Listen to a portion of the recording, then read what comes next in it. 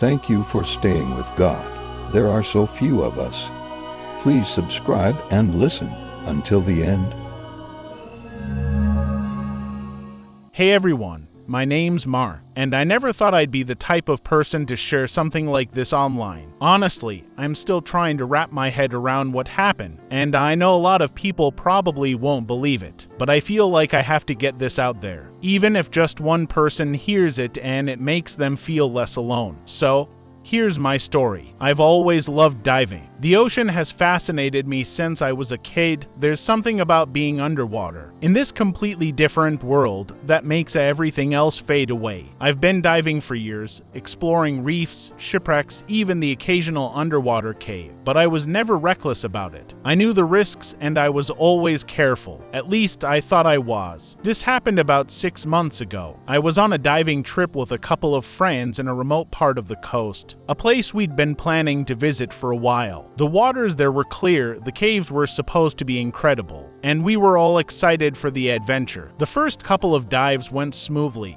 The views were breathtaking, with schools of fish weaving through coral and light filtering down from above, casting everything in this surreal blue glow. It was perfect. On the third day, we decided to explore one of the deeper caves. I've been in caves before, but this one was different. The entrance was narrow, barely big enough to squeeze through, and it opened up into a dark, twisting maze of tunnels. Looking back, maybe we should have been more cautious, but at the time, we were just too excited. It felt like we were about to discover something amazing. We went in as a group, staying close together, our lights cutting through the darkness. At first, everything was fine. The cave was eerie, but beautiful, with strange rock formations and the occasional flicker of sea life darting past. But as we got deeper, things started to change. The tunnels became narrower, the water colder, and the visibility dropped. My instincts were telling me to turn back, but I ignored them. I didn't want to be the one to chicken out. Then, in the blink of an eye, everything went wrong. I got separated from my group. I'm still not sure how it happened. 1 minute, I was right behind them, and the next, they were gone. It was like the cave swallowed me whole. I tried to stay calm, but my heart was pounding in my chest. I turned in every direction, shining my light into the water, but all I could see was black. I was alone. I knew the first rule of diving was not to panic, but that's a lot easier said than done when you're trapped hundreds of feet underwater. In a maze of rocks, I tried to retrace my path, but every turn I took seemed to lead me deeper into the cave. My air was running low. I checked my gauge, and the reality hit me hard. I didn't have much time. I kept moving, hoping I'd somehow find the way out, but it felt like I was going in circles. The cave walls started to close in on me, and my thoughts were racing. How could this be happening? I was careful.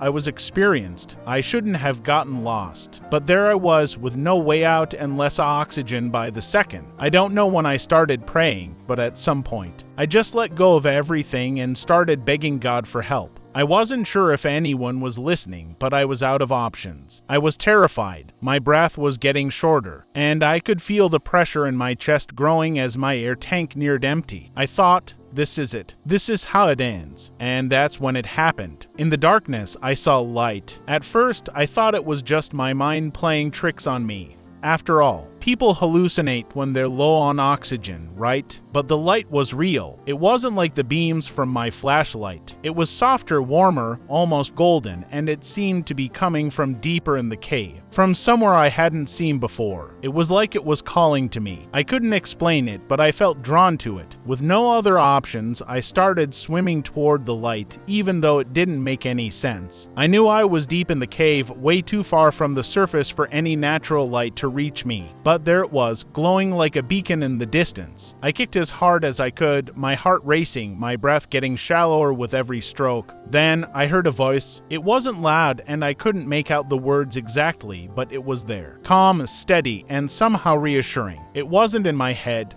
I knew that much. The voice seemed to come from all around me, almost like it was guiding me. I don't know how to describe it, but I wasn't scared anymore. I just kept swimming toward that light, letting the voice lead me. The cave twisted and turned, but I followed that glow, trusting it completely. At one point, I remember thinking, there's no way this is real. There's no way out, but I kept going because what else could I do? My air was nearly gone, and I knew I had maybe minutes left. If this was some kind of miracle, It was my only chance. And then I saw it, an opening. It wasn't supposed to be there. I knew that much. The cave wasn't mapped to have an exit on this side, but there it was, a small, jagged hole just big enough for me to squeeze through. The light was shining through it, clear and bright, almost blinding after the darkness I'd been swimming through. I didn't think twice. I swam through the opening, desperate to reach the surface. When I finally broke through the water and gasped for air, it felt like my lungs were on fire. I had never felt so much relief in my life. The sun was shining down and I was floating in a shallow lagoon, a place that wasn't anywhere near where I had entered the cave. I don't know how I got there. I don't know how that exit even existed because no map I've ever seen shows it. But I made it out. I was alive. My friends found me not long after, frantic and searching for me. They couldn't believe I'd made it out on my own, and when I told them about the light and the voice, they just looked at me like I was crazy. Maybe I am. Maybe it was a hallucination, a trick of my oxygen-deprived mind. But deep down, I know it wasn't. I believe with everything in me that God was there with me in that cave. He heard my prayers and He sent that light, that voice to guide me to safety. There's no other explanation that makes sense. I shouldn't have made it out of that cave, but I did. And I'm still here to tell the story. Since that day, I've thought a lot about light, about how fragile it is and how easily things can change in an instant. I've also thought about how sometimes when we're at our lowest, when there seems to be no way out, God shows up in ways we can't explain.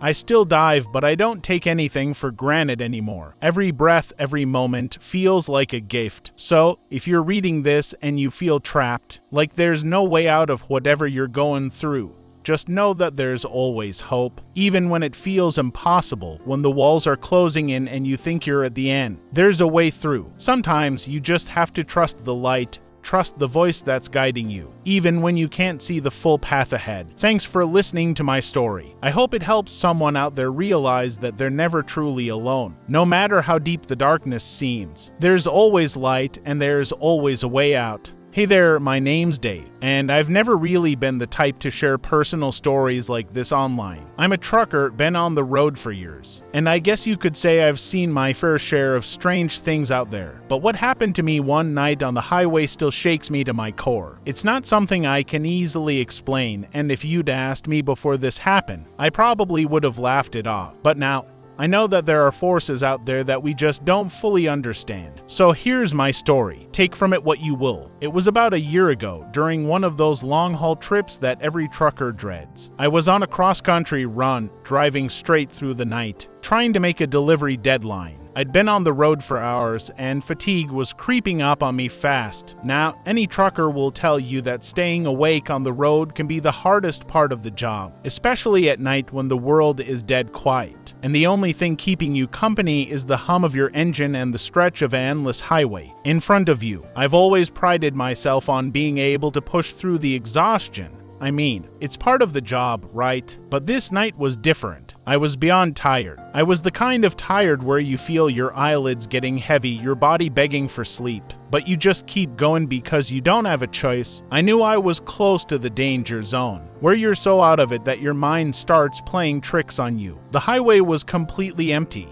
Not a single car in sight for miles. It was just me, the dark road ahead, and the occasional road sign whizzing by. I turned up the radio, rolled down the window to get some fresh air, anything to stay awake. But it wasn't enough. I could feel myself slipping, and then it happened. I don't remember exactly when I fell asleep, but it was like my body just gave out for a split second. My eyes shut without me even realizing it, and before I knew it, I was drifting off the road. The rumble strips, those bumpy lines on the side of the highway that are supposed to wake you up, didn't even register. I was too far gone. In that moment, I wasn't in control anymore. Suddenly, out of nowhere, I felt something. It was like a jolt, but not the kind you get when you startle yourself awake. It was different. I felt a pressure on the steering wheel, a firm, steady grip that wasn't mine. It was like someone had taken over the wheel, guiding it back into the lane. My hands were still on the steering wheel, but I wasn't the one steering. I could feel it so clearly, as if an unseen hand had taken control. I snapped awake instantly, my heart racing, and that's when I saw it. Just ahead of me, not more than a few hundred feet away, was a massive semi-truck,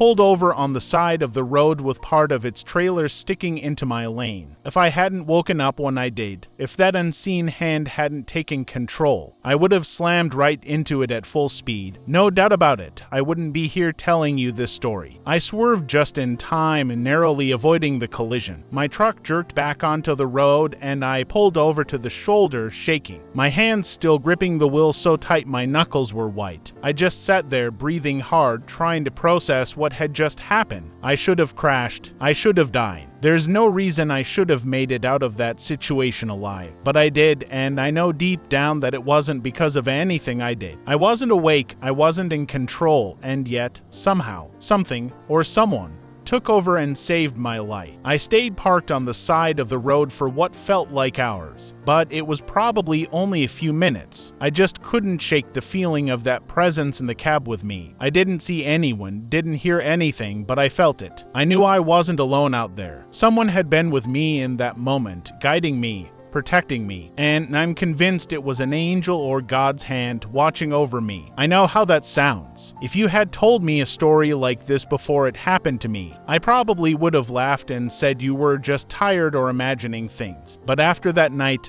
I can't deny what happened. It was real. There's no way I could have woken up and reacted fast enough to save myself. It wasn't luck, and it wasn't just a close call. I was saved by something, or someone, beyond my understanding. After I finally pulled myself together, I got back on the road, but I drove much slower, still shaken by how close I'd come to losing everything. I made it to my destination the next morning, but that drive has stuck with me ever since. Every time I get behind the wheel now, I think about it. I think about how fragile life is, how quickly things can go wrong, and how sometimes, when we're at our weakest, something steps in to protect us. I haven't told many people about what happened that night. Partly because it's hard to explain, and partly because I'm not sure everyone would believe me. But I know what I felt. I know I wasn't alone in that cab, and I'm grateful every day for that unseen hand that took control when I couldn't. So, if you're reading this and you're going through something tough, something that feels out of your control,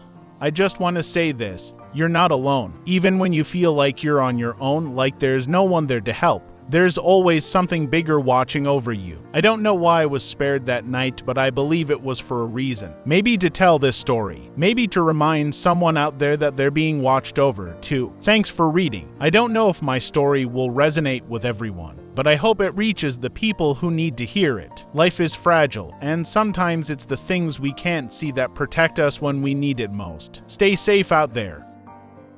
Thank you.